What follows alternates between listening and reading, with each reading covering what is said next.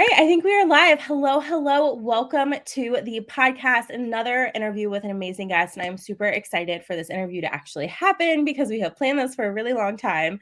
So I would like for you all to meet Kristen McShane. And Kristen, I'm going to let you introduce yourself, where you're from, what you do, and how you got started doing what you're doing. And then we're going to dive right in. All right. Well, hi everyone. I'm so excited to be here. Thank you for having me, Lindsay. Of course. So I am Kristen. You can find me on Instagram at simply social Kristen. I'm a social media manager, and I help my clients show up on social media when they don't want to. They have small businesses that they want to run, and their passion and specialty is not social media. So that's where I step in and I help them shine. I actually got my start in direct sales, and so that will always be near and dear to my heart. It taught me so many life lessons and business lessons. And really, that's where my love of social media came from.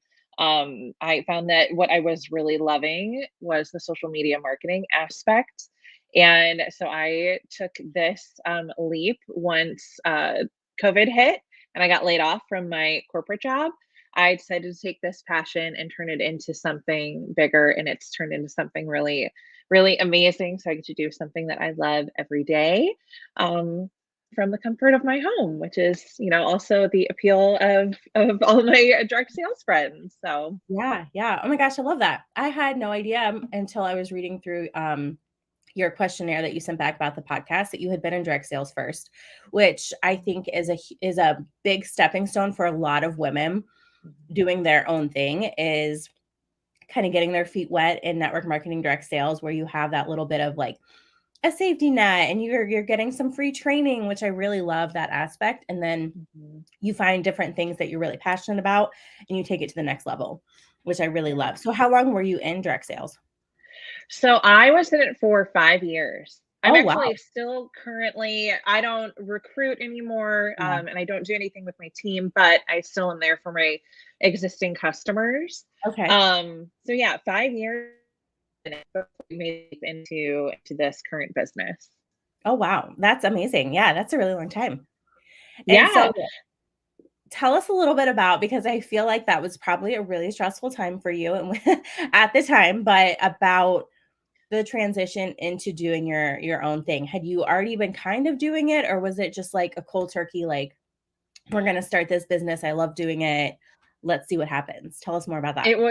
It was totally, I always say it was kind of like a God thing that I was led into this because I had been following another social media manager on Instagram that had actually done a team training for my direct sales team, um, probably for a couple years before I actually took the plunge. And she was giving this course on how to turn your love of social media into social media management. And it was a perfect timing thing. I got laid off from my corporate job. I knew that I had to go and do something else, but in this chaotic time of, needing some flexibility and needing something that I could do around my kids' schedule and my husband's schedule, this seemed like, the perfect opportunity. And I knew I loved social media. People can say, that it can be toxic and whatnot, but I really strive to find the good in social media. I think it's a great place to connect with people. Social media is what took my direct sales business to the next level. And I knew I wanted to do that for other clients who that wasn't their passion, that wasn't their forte. They didn't feel comfortable doing it. So I took her course thinking, oh, well, I'm just going to see how this goes. And then it ended up being like, oh no, we're decide on a business name. Like you're doing this. And by the end of that course, I had signed on with my first clients. And it was really kind of crazy how it all um happened. It was really just like I said, the perfect timing, the perfect storm, and ended up turning into something that I'm so thankful for to this day. Oh, I love that. I love a good, like, happy ending story. And it's not over yet, but you know what I mean? Like a good Yeah. transition ending. There was another guest on my show. I think her name was Magdalena.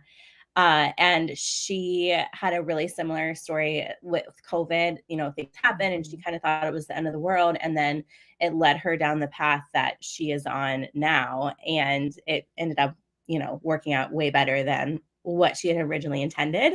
And I think that's so Yeah. cool. So I Yeah. don't know. I found you on Instagram. Is Instagram kind of Mhm. your main platform, or what social media are you on? Yes. So Instagram is my main hub. I say Instagram is my jam. That's where Yeah. I hang out the most. I do offer like Facebook and I've done LinkedIn for some of my clients, but I think Instagram is kind of like it just has all of the features. We can, for those who love to read and consume content that way, we can share those static posts. For those who love video, there's video aspects. Instagram stories is one of my favorite places to show up. And so I love that that platform really gives us all of the things in one platform. So that's where you can usually find me hanging out. And guys, you need to check out Kristen's Instagram. It's one of my favorites. Like I'm just gonna confess, I like stalk her profile like every day because she gives tips and just like the cohesiveness of it. I'm like, dude, this is like A plus plus social media platform. So, Thank you. Thank yeah, you. you guys all need to go check her out. And she literally just before this is airing later, so you guys will probably all already have figured out this feature. But I noticed last night in my Instagram stories that I couldn't do a video of myself talking anymore. It was just like stuff that was in my camera roll. And so I messaged that, or no, I put it in my stories, and Kristen just messaged me and was like, you just need to swipe right. So how do you keep up on all of the changes? Because I feel like it changes so quickly sometimes. Yeah, and that's why I have like a job is because it is like a full-time job sometimes, depending on how much you want to be active on social media. So I keep up on all the news. I'm following all of the, social media news platforms, and I'm in a group with other social media managers where we get together and we talk about the updates and how that affects our content and our clients' content. So really, a lot of my job is staying educated and staying up to date on trends. I always tell my clients that I work with that, don't feel like you are supposed to know everything when it comes to social media.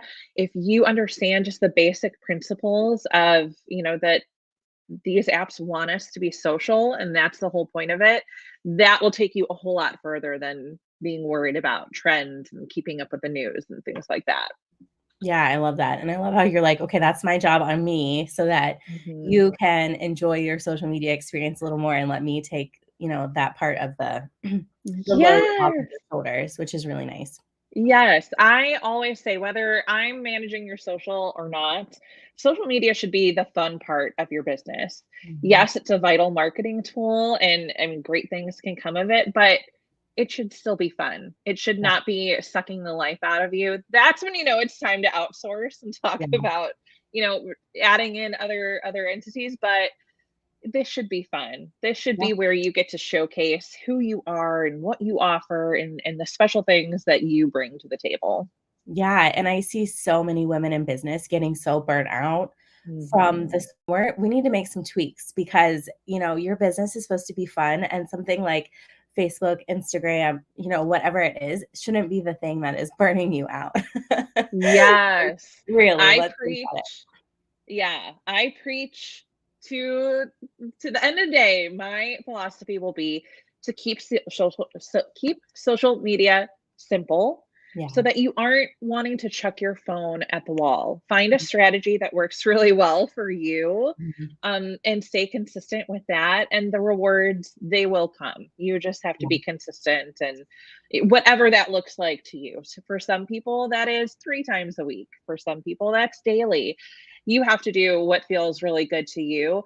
I don't like when, you know, gurus will kind of push the, oh, you need to show up every day and 30 reels in 30 days. And that's Yeah. great. But a lot of Yeah. times, like you said, that leads to burnout. And that's when I Mhm. get sad because this should be fun and this should be where we are excited to show up and talk with our communities and really build those relationships. And that's when sales happen and our businesses explode.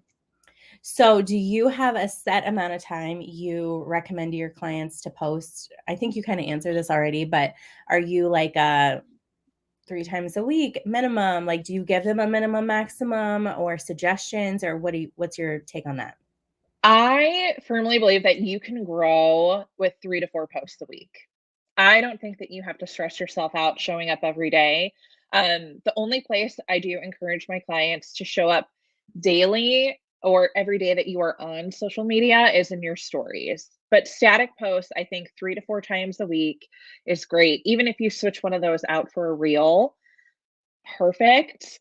Um, but I think that's enough to be consistent and not burn yourself out, and then also not burn your audience out, because sometimes your audience can get really tired of seeing you every single day regurgitating the same information. So if you can create more quality pieces of content in 3 to 4 posts a week, I think that's what I recommend, and that's what has worked for me. That's what has worked for my clients. Yeah. Um, Yeah. and you're not burning out that way. Right. Right. And you're not like stressing out about like what to say every morning when you wake up. um, Yes.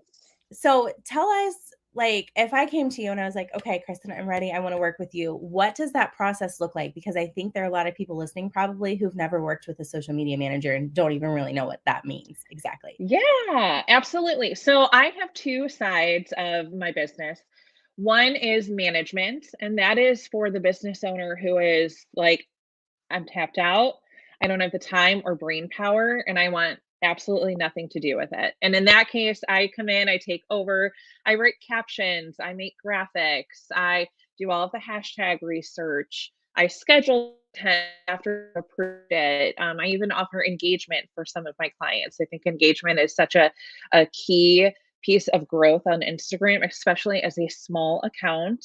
Um, we kind of need that social aspect to kind of make the algorithm happy and get our content out there. So I take care of all of that. And then I have a consulting side. So I work with clients who want to do it themselves, but they just don't know where to start, or they're trying throwing spaghetti at the wall and it's just not working. They need a strategy. So I work with them and sit down and say, okay, let's make a strategy that a feels good to you and is something that you can keep up with. And then let me give you the tools and resources. So giving them content calendars, hashtag vaults, caption prompts, giving them all the things that they need to kind of take off and run. They just need to be the ones that implement. So it really comes down to what, that business owner wants. I love that. That's a good explanation. So do you find most Mhm. people start with the consulting and jump into the you handling everything, or is it kind of split? It's it's split. I've had a good handful of clients that do start out with consulting, and Mhm. then they see like, "Oh gosh, this really is a lot more time Yeah, that yeah. I'm willing to invest." And so then they will, switch over to management. And it really kind of depends on the type of business too. Okay. If it's something that is a bit smaller, and they Mhm. just don't have a marketing budget yet, they typically will start with consulting until, they can build themselves up, and then, That makes we sense. can always revisit management at a later date. Right, right. Okay.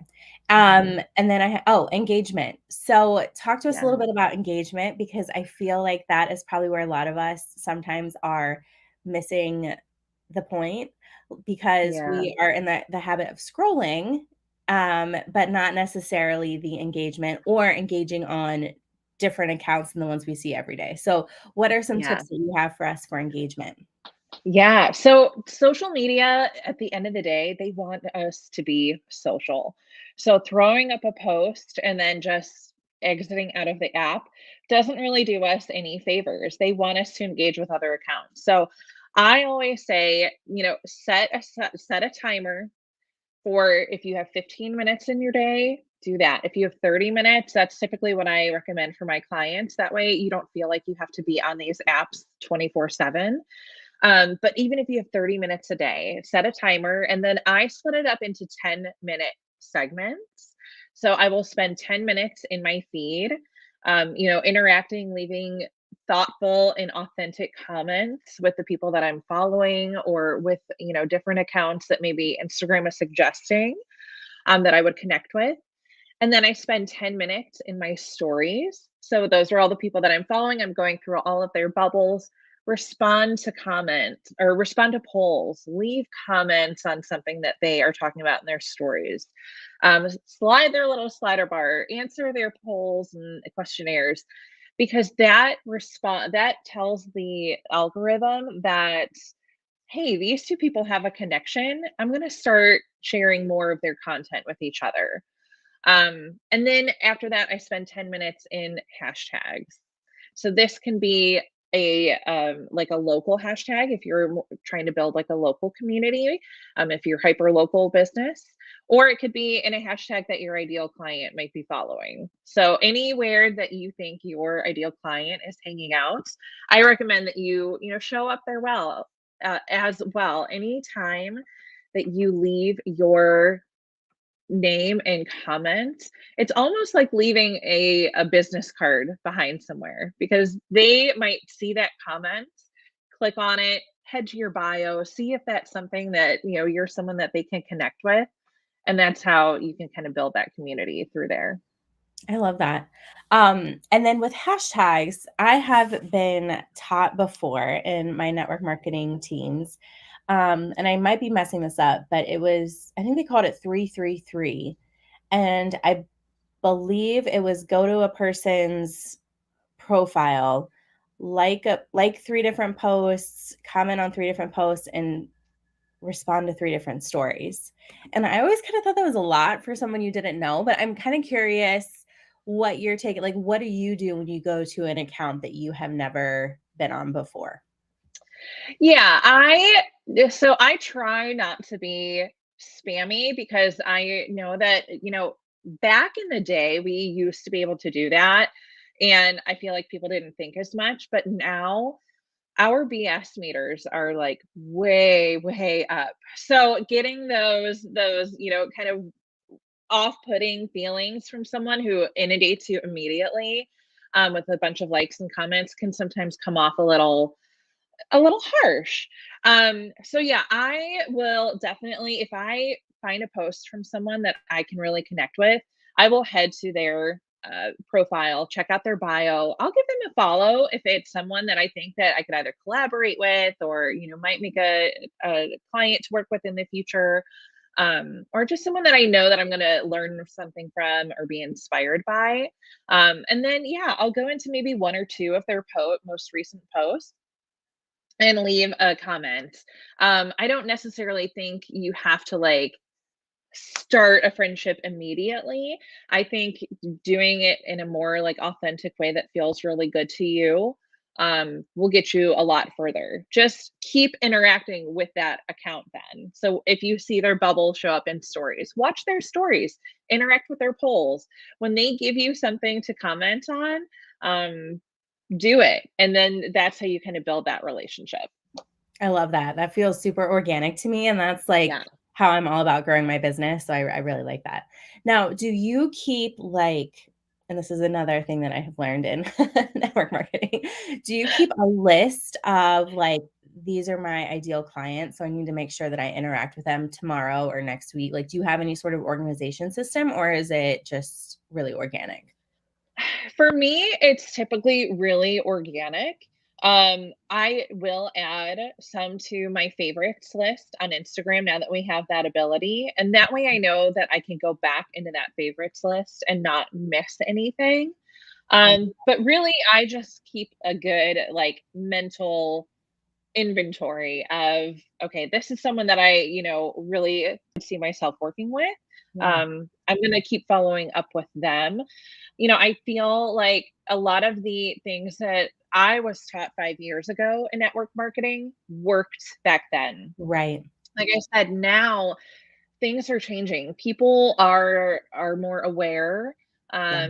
and they're more cautious with the relationships that they're forming. So if you treat it like, I really just want to be your friend and be social with you on here, that's when that no like trust factor that we hear about all the time goes way, way up. Yeah. So I always think it's best to, certainly you can keep those lists if that works for you. But don't feel like you have to like, okay, those are the only people that I can interact with today. Yeah. Feel that freedom to kind of expand and do what feels really good to you.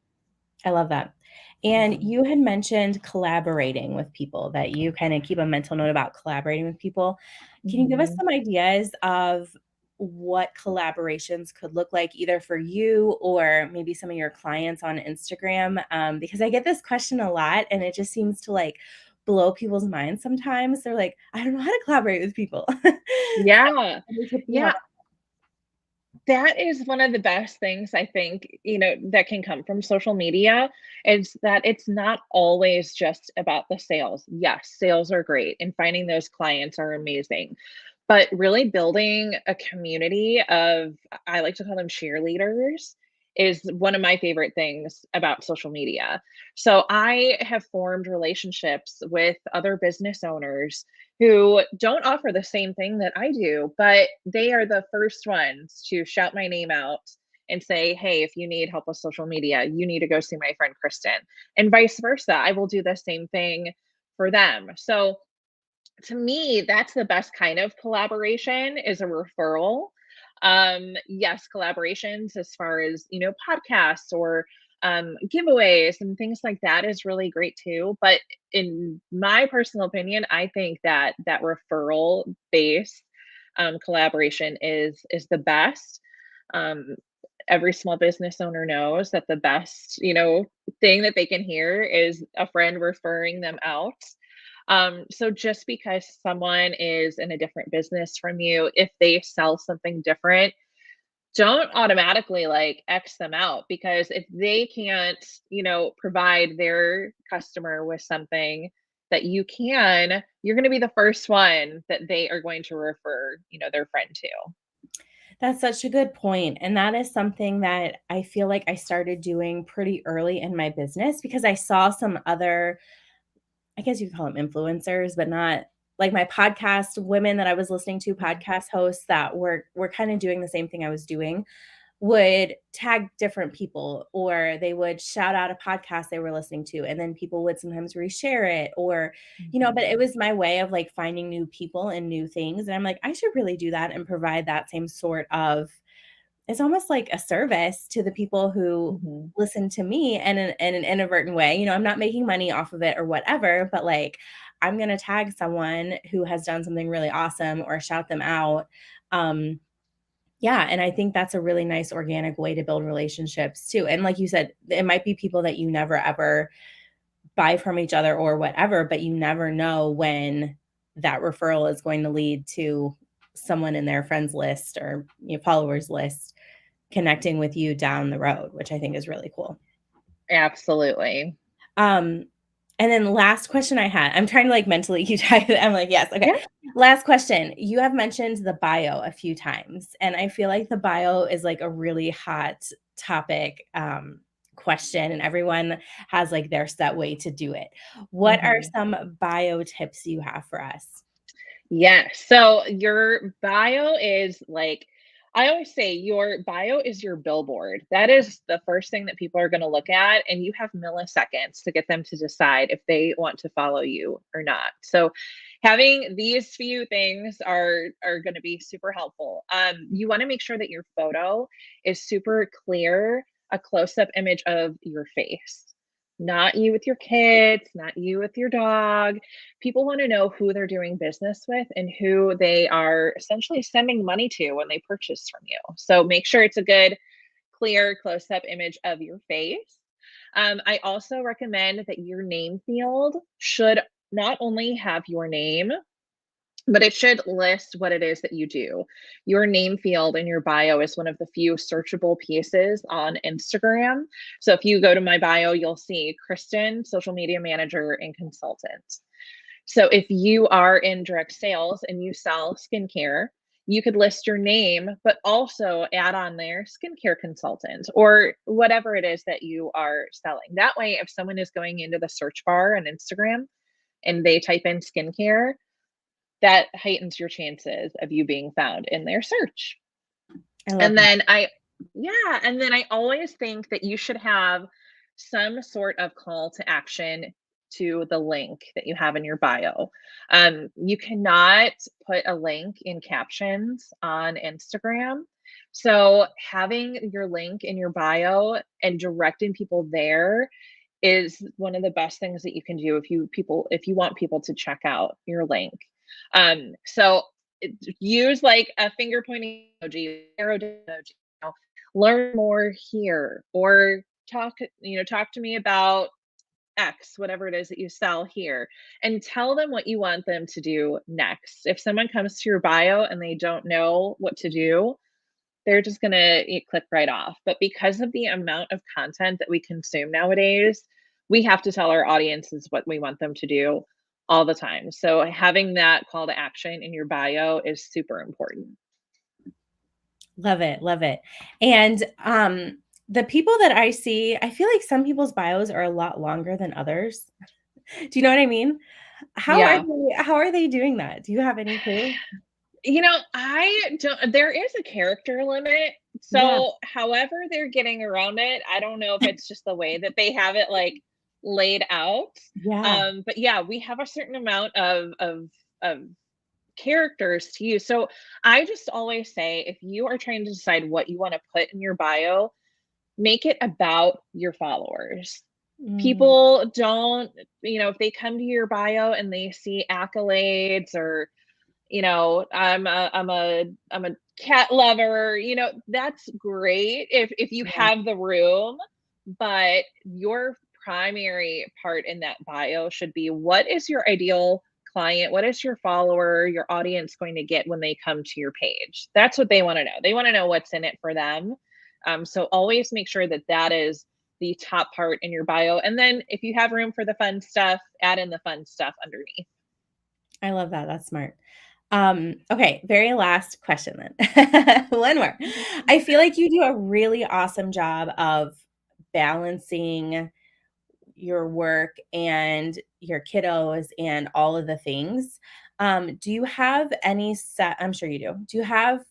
Would you like to share your like work schedule or kind of like what that looks like? Do you batch content out? How do you get everything done so that you do have that free time where you get to spend with your family? Yeah. So I definitely wouldn't say it's balance, but what I've gotten really good at is boundaries. Mm, So I know when I have my work hours and I have mhm. availability to work on client things and take calls and things like that. And then there are times that I don't. Yeah, Um, and that's what I've gotten really good with. My clients know up front what they can expect from me. I don't rush to answer DMs because mhm. I don't want to train my audience to think like I'm here 24/7. I'm running a business. I have two babies. I mean, they're not babies, they're 5 and Yeah, 11. but But, they you were. know, I have Yeah, two kiddos at home and, I can't be available 24/7. So getting really good with boundaries.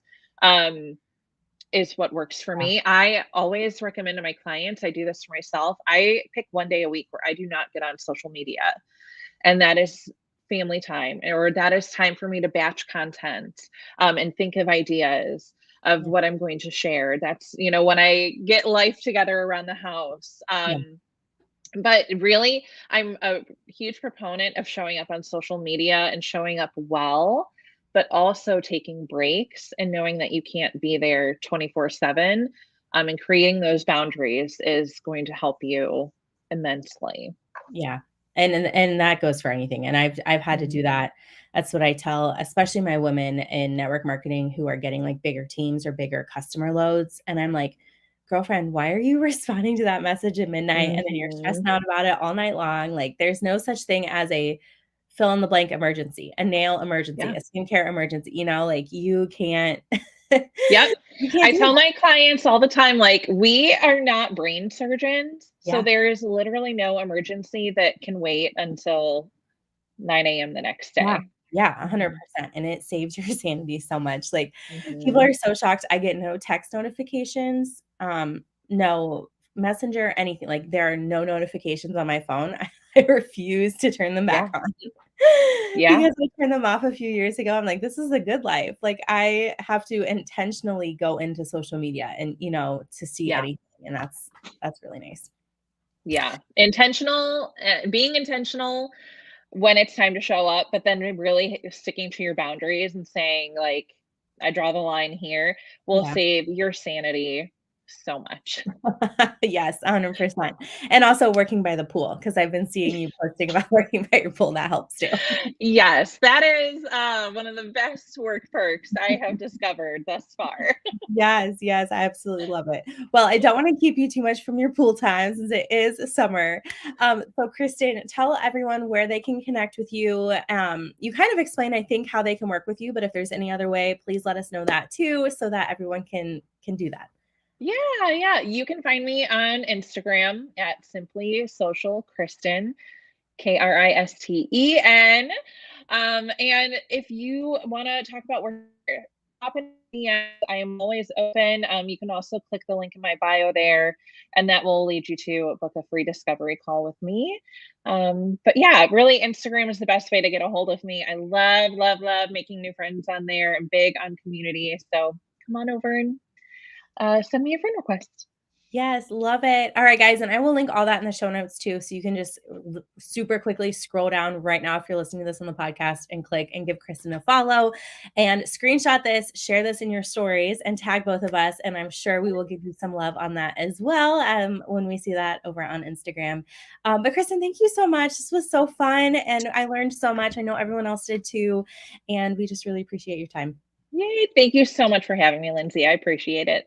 You're welcome. Bye bye, girl. All right. Bye.